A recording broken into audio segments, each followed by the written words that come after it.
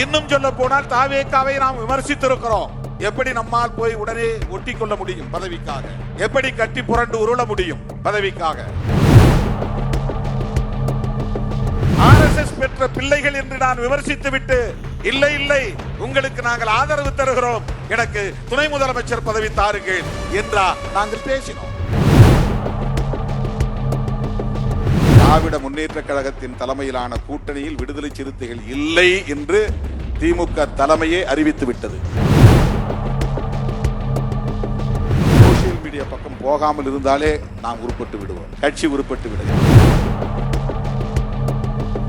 திருமாவளவன் ஒரு தலித் என்று நீங்கள் ஒதுக்கலாம், 2 சீட்டு தானே என்று அலட்சியப்படுத்தலாம். ஆனால் காலம் எங்கள் பக்கம், அதனால்தான் இதை திருமா காலம் என்று நாங்கள் சொல்லுகிறோம். தோழர் வீரபாண்டியன் அவர்கள் சொன்னதை போல இங்கே பெரும்பான்மை இடங்களில் வெற்றி பெற்ற ஒரு தனிப்பெருங்கட்சியாக தாவேகா வந்திருக்கிறது. நமக்கு அதிலே மகிழ்ச்சி இல்லைதான். ஏனென்றால் நாம் திமுக கூட்டணியிலே போட்டியிட்டோம். எப்படி நாம் மகிழ்ச்சி அடைய முடியும்? இன்னும் சொல்ல போனால் தாவேகாவை நாம் விமர்சித்திருக்கிறோம். எப்படி நம்மால் போய் உடனே ஒட்டி கொள்ள முடியும் பதவிக்காக? எப்படி கட்டி புரண்டு உருள முடியும் பதவிக்காக? RSS பெற்ற பிள்ளைகள் என்று நான் விமர்சித்து விட்டு, இல்லை இல்லை உங்களுக்கு நாங்கள் ஆதரவு தருகிறோம், எனக்கு துணை முதலமைச்சர் பதவி தாருங்கள் என்றா நாங்கள் பேசினோம், கெஞ்சினோம், வாதாடினோம், அதற்காக காத்திருந்தோம். இல்லை, நாங்கள் அப்படி பேசியது எங்களுக்கு இருந்த சந்தேகம். நேருக்கு நேர அந்நிய அரசை அமைச்சர் நாற்காலியில் அமர வைத்த பிறகு நானும் தோழர் ரவிக்குமார் அவர்களும் சிந்தனை செல்வன் அவர்களும் 3 பேரும் அமர்ந்து முதலமைச்சரோடு பேசிக் கொண்டிருந்த போது நான் சொன்னேன், எனக்கு உங்கள் மீது தேர்தலுக்கு முன்பு இருந்த சந்தேகம் இது. ஆனால் நீங்கள் எடுத்திருக்கிற இந்த முடிவு எங்களை வியப்புக்குள் ஆழ்த்தி இருக்கிறது. நீங்கள் நினைத்திருந்தால் அதிமுக ஆதரவை பெற்று ஆட்சியை உடனே அமைத்திருக்க முடியும், அல்லது அதிமுக கூட்டணியில் உள்ள பிற கட்சிகளின் ஆதரவும் உங்களால் பெற்றிருக்க முடியும். ஆனால் மதசார்பற்ற சக்திகளாக களத்தில் மக்களால் அடையாளம் காணப்பட்டிருக்கிற எங்களை போன்றவர்களை நீங்கள் அழைத்து ஆதரவு கேட்டிருப்பது ஒரு துணிச்சலான முடிவு. ஆகவே நீங்கள் எடுத்திருக்கிற இந்த நிலைப்பாட்டை நாங்கள் அங்கீகரிக்க வேண்டியது எங்களுடைய பொறுப்பு. மதசார்பின்மையில் உங்களுக்கு ஒரு நம்பிக்கை இருப்பது எங்களுக்கு வெளிப்பட்டு இருக்கிறது. அது தேர்தலுக்கு முன்பு இருந்த சந்தேகம். இந்த நிலைப்பாடு அந்த சந்தேகத்தை போக்கி இருக்கிறது. எனவே ஆதரவு நல்குகிறோம், உறுதியாக இருப்போம், என்றைக்கும் தோழமைக்கு உண்மையாக இருப்போம், நட்புக்கு உறுதியாக இருப்போம். 5 ஆண்டுகள் வரையில் உங்கள் ஆட்சி தொடரும், அதற்கு நாங்கள் உற்ற துணை இருப்போம் என்று சொன்னேன். இதில் என்ன துரோகம் இருக்கிறது? பத்திரிகையாளர்கள் கேட்கிறார்கள், நீங்க திமுக கூட்டணியில் தான் இருக்கீங்களா இல்லையா? திராவிட முன்னேற்ற கழகத்தின் தலைமையிலான கூட்டணியில் விடுதலை சிறுத்தைகள் இல்லை என்று திமுக தலைமையே அறிவித்து விட்டது. நான் அறிவிக்கவில்லை, இதுவரையில் நான் அறிவிக்கவில்லை. தாவேகா கூட்டணியில் இருக்கிறோமா என்றும் நான் சொல்லவில்லை. அமைச்சரவையில் இருக்கிறோம், கூட்டணி பற்றிய பேச்சுவார்த்தை 1ஆம் தேதி நடந்ததில் பங்கேற்றிருக்கிறோம். இன்னும் அங்கே எந்த முடிவும் எடுக்கப்படவில்லை. அப்படி ஒரு கூட்டணி அமைந்தால் அதில் இடம்பெறுவோம், அதிலே எங்களுக்கு எந்த ஐயமும் இல்லை. இதை ஏன் இப்போது நான் சொல்லுகிறேன் என்றால், திராவிட முன்னேற்ற கழகத்தின் தலைவர்கள் அத்தனை பேரும் ஒன்று கூடி விடுதலை சிறுத்தைகளில் இருந்து ஒருவரை அழைத்து கட்சியிலே இணைத்த போதே திமுக தலைமையே சொல்லுகிறது, விடுதலை சிறுத்தைகளோடு எங்களுக்கு உறவில்லை என்று. நானா சொன்னேன்? விடுதலை சிறுத்தைகளோடு கூட்டணி இல்லை என்ற அறிவிப்பை செய்தது யார்? பெருமதிப்பிற்குரிய மேனாள் முதலமைச்சர் அண்ணன் முத்துவேல் கருணாநிதி ஸ்டாலின் அவர்கள்தான். எனது மதிப்புக்குரியவர். அவர் மீதான மதிப்பு என்றைக்கும் குறையாது, அது வேறு. பாஜகவில் இருக்கிற தலைவர்களுக்கே மிகுந்த மரியாதை கொடுக்கிறவன் திருமாவளவன். அவர்கள் கொள்கை அவருடைய அரசியல் நமக்கு பகை, அவ்வளவுதான். தனிநபர்கள் யாரும் இல்லை. அக்கா தமிழிசை சவுந்தரராஜன் எங்கே வந்தாலும் தேடி போய் வணக்கம் சொல்லுகிறவன் நான். அண்ணன் பொன்னார் அவர்கள் வழியிலே பார்த்தாலும் வண்டியை நிறுத்திவிட்டு ஓடி போய் அவருக்கு கை கொடுக்கிறவன் திருமாவளவன்.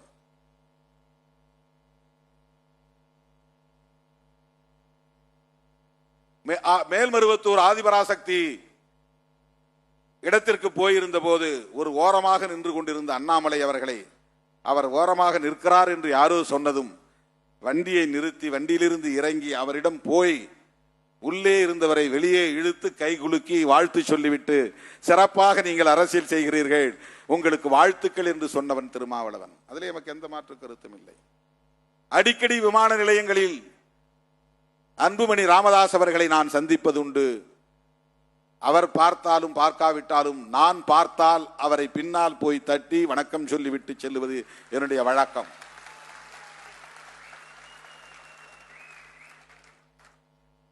இது எனக்கு குருதியிலே கலந்த பண்பு, என் ரத்தத்தில் ஊறி போயிருக்கிற பண்பு.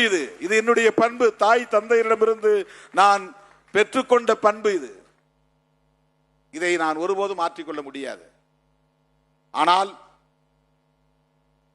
மாண்புமிகு அண்ணன் மேனாள் முதலமைச்சர் முத்துவேல் கருணாநிதி ஸ்டாலின் அவர்கள் திராவிட முன்னேற்ற கழகத்திற்கும் விடுதலை சிறுத்தைகளுக்கும் இடையிலான அரசியல் உறவை இல்லை என்று அறிவித்திருக்கிறாரா இல்லையா? அந்த முடிவை அவர் எடுத்தாரா, நான் எடுத்தேனா? என் தம்பிகளுக்காக இதை நான் முன்வைக்கிறேன். என் உயிரின் உயிரான விடுதலை சிறுத்தைகளுக்காக, உங்களின் சிந்தனைகளுக்காக இதை நான் முன்வைக்கிறேன். யார் மீதும் எனக்கு எந்த காழ்ப்பும் கிடையாது. யார் மீதும் எனக்கு எந்த காழ்ப்பும் கிடையாது. அரசியல் என்பது முற்றிலும் வேறு. தனிநபர் உறவுகள் என்பது, நட்பு என்பது அரசியல் பகைமையோடு போட்டு குழப்பிக் கொள்ளக்கூடாது. இந்த கூட்டணியில் இருந்தால் அந்த கூட்டணியில் பேசக்கூடாது, அந்த கூட்டணியில் இருந்தால் இந்த கூட்டணியில் இருக்கிறவங்களோட பேசக்கூடாது. இது தமிழ்நாட்டில் மட்டும்தான் இருக்கிறது, வேறு எந்த மாநிலத்திலும் இல்லை. டெல்லியில கிடையாது. காங்கிரஸ்காரர்களும் பிஜேபி காரர்களும் நேருக்கு நேர் எதிரும் புதிருமாக கடுமையான வாதங்களை செய்து கொள்வார்கள். வெளியே லாபியில் வந்ததும் ஒருத்தர் கை குலுக்கி கொண்டு தோளில் கையை போட்டுக்கொண்டு அதை பற்றி விவாதிப்பார்கள். சென்ட்ரல் ஹால் மைய மண்டபத்திலே உட்கார்ந்து தோழமையோடு விவாதிப்பார்கள். யாரும் பயப்படுறதில்லை. வாஜ்பாய் பார்த்துட்டா என்ன பண்றதுன்னு யாரும் பயப்படுறதில்லை. மோடி பார்த்தா என்ன செய்வார் அப்படின்னு யாரும் பயப்படுறதில்லை. தேடி வந்து பேசுவாங்க. தமிழ்நாட்டில் மட்டும்தான் இந்த அரசியல். அதை உடைத்தவன் திருமாவளவன். திமுக கூட்டணியில் இருந்த போதே முதலாக அப்போல்லா மருத்துவமனையில் அனுமதிக்கப்பட்டிருந்த மேனாள் முதலமைச்சர், அன்றைய முதலமைச்சர் செல்வி ஜெயலலிதா அவர்களை போய் முதலில் பார்க்க போனவன் திருமாவளவன். அதை நான் உடைச்சேன். கூட்டணி இங்கதான் இருப்போம், அதனால என்ன இருக்கு, அதையே போய் பார்க்க கூடாது. பார்த்துட்டு வந்தாலும் திமுக கூட்டணி தான் இருப்போம். அண்ணன் எடப்பாடியாரை பார்த்தாலும் திமுக கூட்டணி தான் இருப்போம். யாரை பார்த்தாலும் திமுக கூட்டணியில் இருப்போம். ஏன்னா நாங்கள் எடுத்த நிலைப்பாட்டில் எங்களுக்கு ஒரு தெளிவு இருக்கிறது, உறுதிப்பாடு இருக்கிறது. அதுல எந்த ஊசலாட்டமும் கிடையாது, எந்த உள் நோக்கமும் கிடையாது, எந்த லாப நட்ட கணக்கும் கிடையாது. இன்றைக்கு தாவேகா கூட்டணியில் இருக்கிறதுனால நாம ஏதோ மழுப்பி பேசுறோமா? தம்பி யாரோ ஒருத்தன் வீடியோவை நான் பேசும்போது ஸ்பீக்கர்ல போட்டிருக்கிறான், அதை எவனோ ஒருத்தன் லைவ்ல போட்டிருக்கிறான். அது வெளியில ஒருத்தன் எடுத்து திருமாவளவன் அம்பலம் ஆகிட்டாருன்னு போடுறான். என்ன பேசுறான்? அதில் என்ன பேசுற? அங்க உடம்புல எந்த காயமும் இல்லை, எக்ஸ்டர்னல் இன்ஜுரிஸ் எதுவுமே இல்லை, வெட்டு இல்லை, குத்து இல்லை, காயம் இல்லை. ஹேங்கிங், 2 பேரும் தூக்குல தொங்குறாங்க. இதை போய் நீ திருநாட்டு தான் போடணும் அப்படின்னு எப்படி நீ வற்புறுத்த முடியும்? அது அந்த ஆட்சி இருந்தாலும் சரி, எந்த ஆட்சி இருந்தாலும் சரி. ஆனா ஒரு தலித் எந்த முறையில் பாதிக்கப்பட்டாலும் SC/ST ஆக்ட் போடணும். அது என்ன சங்கதியா இருந்தாலும், எந்த வழக்கா இருந்தாலும். தலித் அல்லாதவர்கள் அதில் சம்பந்தப்பட்டிருந்தா, ஒரே ஒரு ஆள் இருந்தா கூட SC/ST ஆக்ட் போடணும். அதை போட சொல்லலாம். பிராக்டிக்கலா தான் பேசணும். நாம எப்பவுமே நாம வந்து அதிகாரிகளுக்கு எதிராக தூண்டிவிட்டது கிடையாது, எந்த சமூகத்துக்கு எதிராகவும் தூண்டிவிட்டது கிடையாது. அங்க இருக்கிற தம்பிகளை கம்யூனிஸ்ட்ல வந்திருக்கிறாங்க, அவங்களோட கலந்து பேசுங்க, அவங்க என்ன சொல்றாங்கன்னு கேளுங்க, அவங்களோட சேர்ந்து முடிவெடுங்க அப்படிலாம் நம்ம பேசிட்டு, சிந்தனை செல்வன் பக்கத்தில் உட்காந்துருக்காரு, அவர்கிட்டையும் பேசுங்க அப்படின்னு கொடுத்து பேச வச்சு அவங்களுக்கு வழிகாட்டணும். போஸ்ட்மார்ட்டம் பண்ணட்டும், அதை அனுமதிங்க. இது எல்லா வழக்குகளையும் நம்ம சொல்றதுதான். போஸ்ட்மார்ட்டம் பண்ணாம நீ எப்படி வந்து எவிடன்சஸ் எடுக்க முடியும்? அதுல நமக்கு நிறைய ஆதாரங்கள் கிடைக்கும். 100% அதிகாரிகள் மீது சந்தேகப்பட்டா, மருத்துவர் மீது சந்தேகப்பட்டா எதுவுமே செய்ய முடியாது. அப்ப போஸ்ட்மார்ட்டம் நடக்கணும். அதை முறைப்படி எப்படி பதிவு செய்யணும், அதுக்கான வழிமுறைகள் என்ன, எத்தனை டாக்டர் கொண்ட கமிட்டி அதில் இருக்கணும், எப்படி அதை வீடியோ பதிவு பண்ணணும். இறந்து போனவருடைய உறவினர்கள் போய் முதல்ல பாடியை ஓப்பனா பார்க்கும்போது, பேர் பாடியை பார்க்கும்போது உடல்ல எக்ஸ்டர்னல் இன்ஜுரிஸ் இருக்கான அவங்களும் பார்க்கலாம். அதை போய் பாருங்க. வெறுமனே தூக்கில தொங்குறான், அப்போ அடித்து தூக்கில் தொங்க வைக்கப்பட்டார்களா, உண்மையிலே அவர்களே தூக்கில் தொங்கினார்களா என்ற கேள்வி எழுகிறது. கொன்ற பிறகு தூக்கில மாற்றுறது இருக்குது. அப்போ அயாய்டு போன்கிறது கழுத்துல உடையாது, அப்படியே தான் இருக்கும். இவனா தூக்கு போட்டிருந்தானாக்க, தூக்கல் தொங்கின பிறகு ஆணா இருந்தா அவனுக்கு வந்து மோஷன் வெளியே போயிருக்கும், செமன் வெளியே வந்திருக்கும், நாக்கு வெளியே தொங்கி போயிருக்கும். ஏன்னா அவன் நாக்க கடிப்பான். என்னதான் அவன் தூக்கு போடுறதுக்கு அவனே முடிவெடுத்தாலும் கூட தப்பிக்கணுங்கன்னு அவன் உடம்பு, அவன் மைண்ட் வந்து போராடும். இதெல்லாம் சிம்டம்ஸ், இதெல்லாம் சைன்ஸ். இதெல்லாம் பார்க்கணும்னா போஸ்ட்மார்ட்டம் போகணும். எத்தனை மணி நேரத்துக்கு முன்னாடி இறந்த பாடி அப்படிங்கறத கண்டுபிடிச்சிருவான். ரிகர் மார்டிஸ் அப்படின்னு ஒன்று இருக்கு, உடம்பெல்லாம் விரைச்சுங்க, அப்படியே உடனே விரைக்காது. அது விரைச்சிருந்துச்சுன்னா இது இப்ப சாவுல இத்தனை மணி நேரத்துக்கு முன்னால சேர்த்திருக்கிறான் அப்படின்னு கண்டுபிடிச்சிட முடியும். கண்ணுடைய பீப்பிள், அந்த கரு விழி இருக்கு பாருங்க, அது ஒரு குறிப்பிட்ட நேரம் வரையிலும் அப்படியே இருக்கும். அதுக்கப்புறம் தான் அது டைலைட் ஆகும். அது டைலைட் ஆயிருக்கா, அப்படியே இருக்கா, அந்த காலத்தை வச்சு கண்டுபிடிப்பாங்க. இதெல்லாம் ஃபொரன்சிக் மெடிசின்ல இருக்கிற விஷயங்கள். இப்ப இதையெல்லாம் பார்க்கணும்னு சொன்னாக்க போஸ்ட்மார்ட்டம் பண்ணணும். அவன் குடிச்சிருந்தா இறைப்பையில ஆல்கஹால் இருக்கும், ஆல்கஹால் இருக்கான்னு பார்ப்பாங்க. பாய்சன் இருக்கும், பாய்சன் இருக்கான்னு பார்ப்பாங்க. இதெல்லாம் ரூல்ட் அவுட் பண்ணணும். இவ்வளவும் செஞ்சாதான் நீ அதை மர்டராங்கிறத உறுதிப்படுத்த முடியும். அப்ப போஸ்ட்மார்ட்டமே பண்ண விட மாட்டேன் அப்படின்னா அது சரியான அணுகுமுறை கிடையாது. அது முரட்டுத்தனமான ஒரு அரசியல். இது இப்ப நான் போய் போஸ்ட்மார்ட்டம் பண்ணு அப்படின்னு சொன்னதை வச்சுக்கிட்டு நாம வந்து ஏதோ பேரம் பேசுறோம், அதை பண்றோம், இதை பண்றேன்னு மீடியாவில் கேவலமா எழுதுறாங்க. சோசியல் மீடியா பக்கம் போகாமல் இருந்தாலே நாம் உருப்பட்டு விடுவோம், கட்சி உருப்பட்டு விடும். ஏன்னா அங்க எல்லாம் கழிசடைகள் தான் நிறைய இருக்கிறான். அற்பர்களும் பதர்களும் தான் அங்கே குவிந்து கிடக்கிறார்கள்.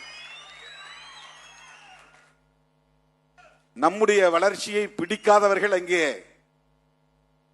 அவதூறுகளை பரப்புகிறார்கள். எப்படா இவன் மட்டும், இவன் கூட வந்தவன் பூரா காலியா போயிட்டான், இவன் மட்டும் நிக்கிறானே. இந்தியா முழுக்க எல்லாரும் நாம சொல்லல, அவங்களா சொல்றான். எனக்கு அதுக்கப்புறம் தான் தெரியுது, கிங் மேக்கர் திருமான் போடுறான். நானா போட சொன்னேன்? காலம் தீர்மானிக்கிறது. விஜய் தீர்மானிக்கல, நான் தீர்மானிக்கவில்லை, காலம் தீர்மானிக்கிறது. காங்கிரஸ் கடைசியா முடிவு பண்ணியிருந்தா காங்கிரஸ் தான் கிங் மேக்கர். அவங்க முதல் நாளே போயிட்டாங்க. நமக்கு பின்னால கம்யூனிஸ்டுகள் முடிவு பண்ணியிருந்தா அவங்க தான் கிங் மேக்கர். நமக்கு முன்னால அவங்க போயிட்டாங்க. நாடே எதிர்பார்த்து கொண்டு திருமாவளவன் என்ன முடிவு பண்ண போற? ஏன்னா இன்னும் தேவை 2 தான். Only 2 seats. 107, 112 ஆச்சு, 112, 116 ஆச்சு, 118க்குன்னு 2 தான் வேணும். இந்த 2 திருமாவளவன் கையில இருக்கு.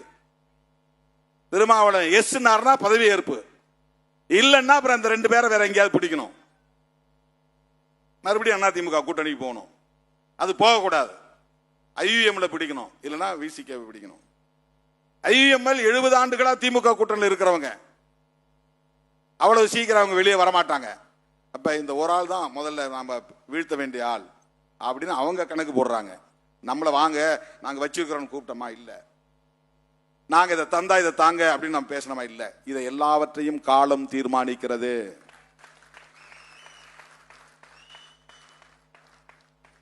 எம்மை ஓரங்கட்ட பார்த்தாலும் ஒதுக்கி வைக்க பார்த்தாலும் விடுதலை சிறுத்தைகளே மையம் என்பதை தீர்மானிப்போம் என்று நாம் பல ஆண்டுகளுக்கு முன்பே மேடைகளில் முழங்கி இருக்கிறோம்.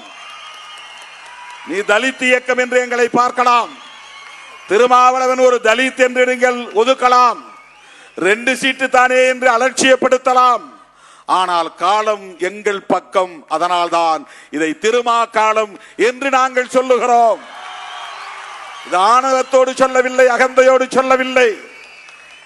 25-30 ஆண்டுகளாக தாக்கு பிடித்து நிற்பதே ஒரு ஆளுமையின் அடையாளம், ஒரு லீடர்ஷிப்புக்கான அடையாளம். அது நான் ஆசைப்பட்டிருந்தால் அங்கும் இங்கும் ஊசலாடி இருந்தால் எப்போதே நான் வெளுத்து போயிருப்பேன், அம்பலப்பட்டு போயிருப்பேன், ஓரங்கட்டப்பட்டிருப்பேன். ஆனால் வஞ்சகம் நிறைந்த, சூது சூழ்ச்சி நிறைந்த இந்த அரசியல் களத்தில் 25 ஆண்டு காலம் தேர்தல் அரசியல் களத்தில் தாக்கு பிடித்து நிற்கிறோம் என்று சொன்னால் நம்முடைய அரசியல் உத்திகளும் அரசியல் நேர்மையும் தான் காரணம். ஆகவே காலம் இதை தீர்மானித்திருக்கிறது. தோழர்களே, ஏற்ற தாழ்வுகள் அரசியலில் எப்போதும் வழமையானதுதான், வெற்றி தோல்வி வழக்கமானதுதான். ஆனால் வெற்றி தோல்விகளை கண்டு முடிவெடுக்காமல் உண்மையிலேயே எந்த நோக்கத்திற்காக இயக்கத்தை நாம் உருவாக்கினோமோ அந்த நோக்கத்தில் நாம் உறுதியாக இருக்க வேண்டும். அதுதான் முதன்மையானது.